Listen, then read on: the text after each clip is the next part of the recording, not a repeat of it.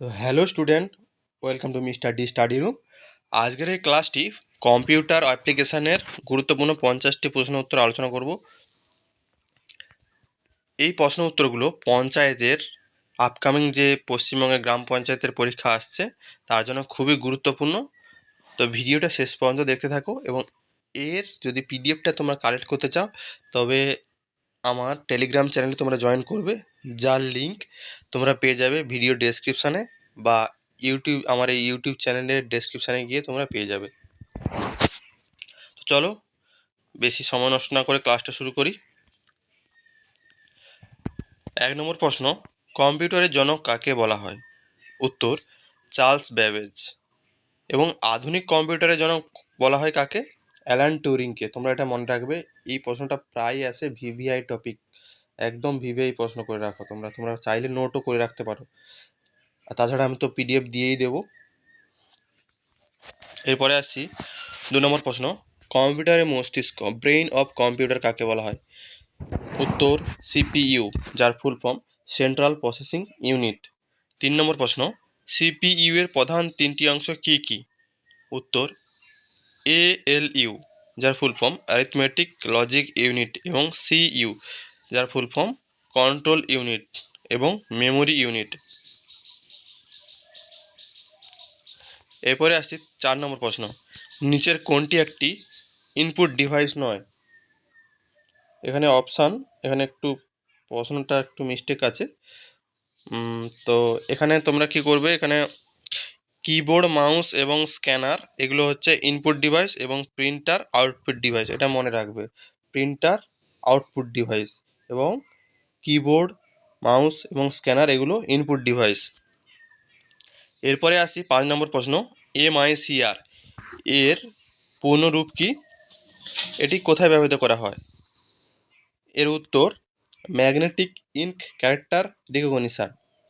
এটি প্রধানত ব্যাংকের চেক, এটি ব্যাংকের চেকের যে ওই লাইন লাইন এগুলো থাকে, ঠিক আছে, কালো কালো দাগ দেখবে, ওইগুলো চেক করার জন্য এমআইসিআর ব্যবহৃত করা হয়। 6 নম্বর প্রশ্ন, কম্পিউটার মেমোরি কত প্রকার এবং কি কি? কম্পিউটার মেমোরি 2 প্রকার। প্রাথমিক মেমোরি অর্থাৎ প্রাইমারি মেমোরি, যেমন র্যাম ও রম, এবং গৌণ মেমোরি অর্থাৎ সেকেন্ডারি মেমোরি, যেমন হার্ড ডিস্ক, এসএসডি এগুলো, ঠিক আছে। এরপরে আসছি 7 নম্বর প্রশ্ন। 7 নম্বর প্রশ্ন কি আছে? র্যাম এবং রম এর মধ্যে পার্থক্য কি? র্যাম এবং রম এর মধ্যে প্রধান পার্থক্য কি? উত্তর, র্যাম হলো উদায়ী বা অস্থায়ী মেমোরি, অর্থাৎ ইংলিশে বললে ভোলাটাইল মেমোরি, যা কম্পিউটার বন্ধ করলে মুছে যায়। এবং রম হলো স্থায়ী মেমোরি, যেটা নন ভোলাটাইল মেমোরি। তো পরীক্ষায় কীরকম প্রশ্ন আসবে, এরকম দিতে পারে, একটা ভোলাটাইল মেমোরির উদাহরণ দাও, বা র্যাম কি, ভোলাটাইল কি নন ভোলাটাইল, ঠিক আছে, এরকম দিতে পারে। তো নেক্সট আসবো 8 নম্বর প্রশ্ন, 1 মেগাবাইট অর্থাৎ 1 MB সমান কত কিলোবাইট? উত্তর, 1024 KB, ঠিক আছে। 1 MB সমান 1024 KB। 9 নম্বর প্রশ্ন, কম্পিউটারে ক্ষুদ্রতম মেমোরি ইউনিট বা একক কি? উত্তর, বিট। বিট হলো কম্পিউটারের সবথেকে ছোট মেমোরির একক। 8 বিট মিলে তৈরি হয় 1 বাইট। 10 নম্বর প্রশ্ন, এসএসডি এর পুরো নাম কি? এসএসডি এর পুরো নাম কি? উত্তর, সলিড স্টেট ড্রাইভ। এটি এইচডিডি বা হার্ড ডিস্কের চেয়ে অনেক দ্রুত কাজ করে। 11 নম্বর প্রশ্ন, লিনাক্স বা উইন্ডোজ কী ধরনের সফটওয়্যারের উদাহরণ? উত্তর, সিস্টেম সফটওয়্যার বা অপারেটিং সিস্টেম। 12 নম্বর প্রশ্ন, MS Word, Photoshop, Google Chrome এগুলো কী ধরনের সফটওয়্যার? উত্তর, অ্যাপ্লিকেশন সফটওয়্যার। 1 নম্বর প্রশ্ন, প্রথম প্রজন্মের কম্পিউটারে কী ব্যবহার করা হতো? অর্থাৎ প্রথম প্রজন্মের যে কম্পিউটারগুলো ছিল ওখানে কি ব্যবহার করা হতো, কোন যন্ত্রাংশ ব্যবহার করা হতো? উত্তর হবে ভ্যাকুয়াম টিউব। 14 নম্বর প্রশ্ন, বর্তমান চতুর্থ এবং পঞ্চম প্রজন্মের কম্পিউটারে কোন প্রযুক্তি ব্যবহৃত করা হয়? চতুর্থ প্রজন্মে ব্যবহার করা হতো মাইক্রো প্রসেসর, যার উদাহরণ ভিএলএসআই, ইউএলএসআই, এবং পঞ্চম প্রজন্ম অর্থাৎ রিসেন্ট যেগুলো চলছে, কৃত্রিম বুদ্ধিমত্তা, অর্থাৎ তোমরা এআই নাম নিশ্চয়ই শুনছো, এখন সব কন্টেন্টের মধ্যেই এআই আছে, আর্টিফিশিয়াল ইন্টেলিজেন্স। 15 নম্বর প্রশ্ন, কম্পিউটার চালুর প্রক্রিয়াকে কি বলা হয়? বুটিং। এটি খুবই গুরুত্বপূর্ণ প্রশ্ন, রিসেন্ট হয়ে যাওয়া ডাব্লিউবিএসএসসি গ্রুপ ডি পরীক্ষা নিশ্চয়ই এসেছিল, হ্যাঁ গ্রুপ সি গ্রুপ ডি যে কোনো একটা এসেছিল। 16 নম্বর প্রশ্ন, বিআইওএস এর পুরো নাম কি? এটি কোথায় সংরক্ষিত থাকে? উত্তর, বেসিক ইনপুট আউটপুট সিস্টেম। এটি রম এটি রমে সংরক্ষিত থাকে। 17 নম্বর প্রশ্ন, কোনো ফাইলের নামের শেষে dot PDF, dot DOC X, dot JPG এগুলো কি? ঠিক আছে, এগুলো কি অ্যাকচুয়ালি কি, তোমরা কি জানো এগুলো কি? জানলে কমেন্ট করো। উত্তর, ফাইল এক্সটেনশন। ঠিক আছে, এই ফাইল এক্সটেনশন দ্বারা কি বোঝায়, যে তোমরা চিনতে পারো যে এটা কোন ফাইল। যেরকম যদি মোবাইল অ্যাপ্লিকেশান হয় ওখানে এপিকে লেখা থাকে, সেরকম তোমরা যদি পিডিএফ, যে পিডিএফ থেকে পড়াশোনা করো, পিপিটি থেকে পড়াশোনা করো, এগুলো ডট পিডিএফ লেখা থাকে, এগুলোকে বলা হয় ফাইল এক্সটেনশন। 18 নম্বর প্রশ্ন, ওপেন সোর্স অপারেটিং সিস্টেমের উদাহরণ দাও। উত্তর, লিনাক্স এবং অ্যান্ড্রয়েড। কম্পিউটার সিস্টেমে বাগ বলতে কি বোঝায়? উত্তর, সফটওয়্যারে কোনো ভুল বা ত্রুটিকে বাগ বোঝায়।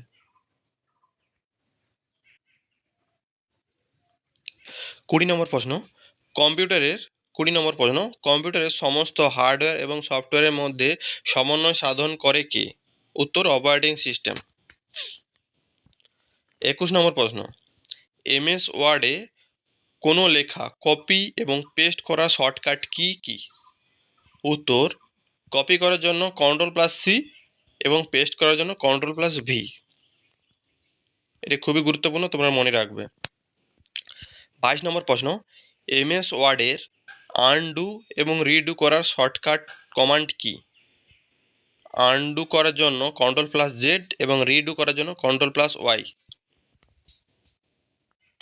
23 নম্বর প্রশ্ন, এমএস এক্সেলের ফাইলকে ডিফল্টভাবে কি বলা হয়? উত্তর, ওয়ার্কবুক, যা একাধিক ওয়ার্কশিট নিয়ে গঠিত। ঠিক আছে। 24 নম্বর প্রশ্ন, এমএস এক্সেলের প্রতিটি ফর্মুলা বা সূত্র কোন চিহ্ন দিয়ে শুরু করা হয়? উত্তর, সমান চিহ্ন, সমান চিহ্ন দিয়ে শুরু করা হয়। 25 নম্বর প্রশ্ন, এমএস এক্সেলে কোনো রো এবং কলাম এর মিলনস্থলকে কি বলা হয়? সেল বলা হয়, সেল, যেমন A1, B5 ইত্যাদি। 26 নম্বর প্রশ্ন, এমএস পাওয়ার পয়েন্টের একটি পৃষ্ঠাকে কি বলা হয়? স্লাইড বলা হয়, স্লাইড। 27 নম্বর প্রশ্ন, এমএস ওয়ার্ডে পুরো ডকুমেন্টটি একসাথে সিলেক্ট করার শর্টকাট কি হলো? Ctrl+A।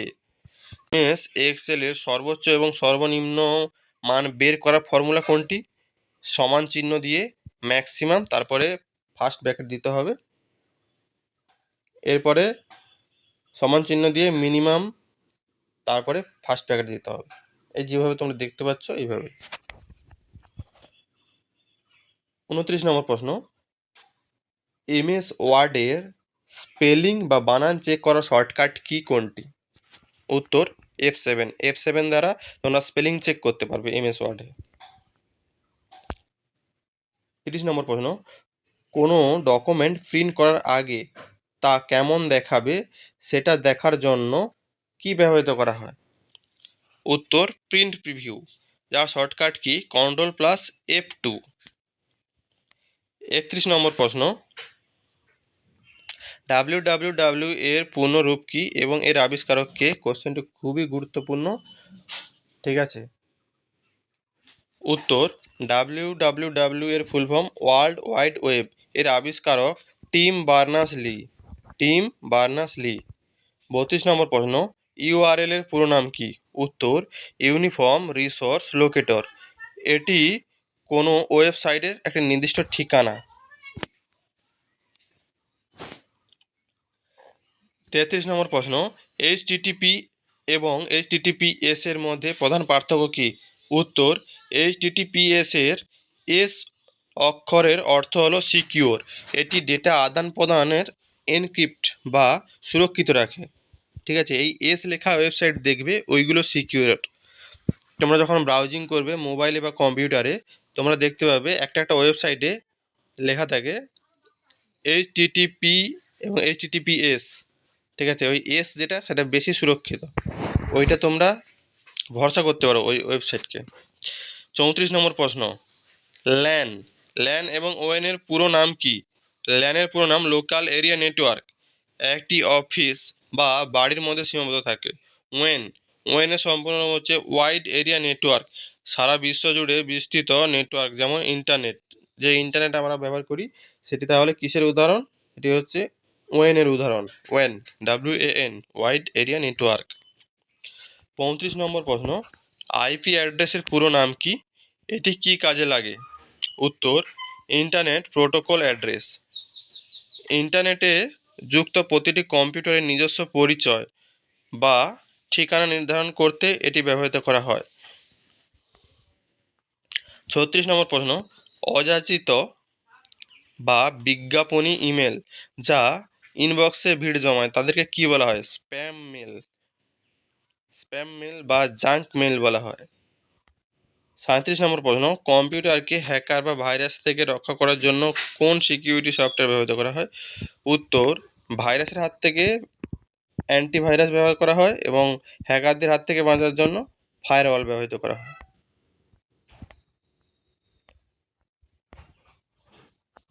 38 নম্বর প্রশ্ন, 38 নম্বর প্রশ্ন কি আছে? নিচের কোনটি একটি সার্চ ইঞ্জিন নয়? এখানে গুগল, ইয়াহু, বিং এগুলো সার্চ ইঞ্জিন এবং সাফারি হলো ওয়েব ব্রাউজার। তাহলে কি আছে উত্তর? সাফারি। সাফারি হলো একটি ওয়েব ব্রাউজার, সার্চ ইঞ্জিন নয়। এরপরে আসছি, ইন্টারনেটের মাধ্যমে ব্যবসা বাণিজ্য বা কেনাকাটাকে কি বলা হয়? উত্তর, ই কমার্স। ই কমার্স বলা হয়। আমরা অ্যাকচুয়ালি ভুল বলি, শপিং, কথাটি হচ্ছে ই কমার্স। 40 নম্বর প্রশ্ন, প্রথম কম্পিউটার ভাইরাসের নাম কি? উত্তর, স্ক্রিপার। স্ক্রিপার হচ্ছে প্রথম কম্পিউটার ভাইরাস।